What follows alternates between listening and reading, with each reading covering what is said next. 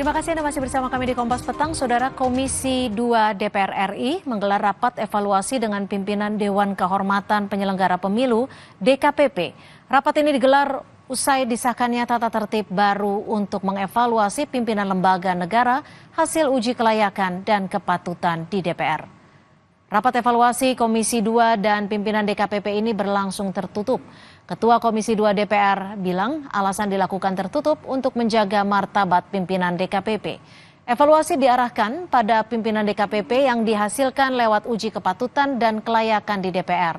Salah satu yang disoroti dalam evaluasi ini adalah manajemen pengaduan pemeriksaan dan persidangan di DKPP. Hasil rapat evaluasi nantinya akan diserahkan ke pimpinan DPR. Atau evaluasi secara institusi kinerja mereka, karena ini adalah peradilan etik kepemiluan, sebagian tadi bicara juga bagaimana putusan-putusan DKPP, dan yang kedua tentu evaluasi terkait dengan person-person yang dulu dihasilkan melalui uji kepatutan dan kelayakan di DPR. Kenapa kami lakukan secara tertutup? Kami ingin menjaga harkat dan martabat mitra kerja kami. Komisi 2 hanya melakukan evaluasi. Forum Masyarakat Peduli Parlemen Indonesia, Forma PPI, mengkritik evaluasi tertutup yang dilakukan Komisi 2 DPR pada Dewan Kehormatan Penyelenggara Pemilu DKPP.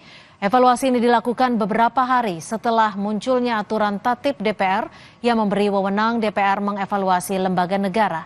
Ketua Formapi Lusius Karus menyebut, evaluasi oleh Komisi 2 DPR kepada DKPP sebagai langkah pertama untuk menguji keampuhan dari tatip DPR.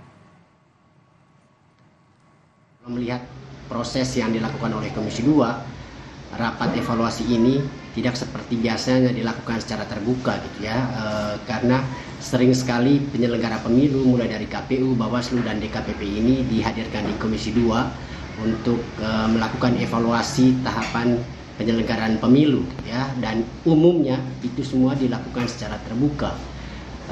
Jika evaluasi kali ini dilakukan secara tertutup, itu sangat mungkin memang didesain untuk kepentingan menguji keampuhan dari tata tertib baru DPR tersebut.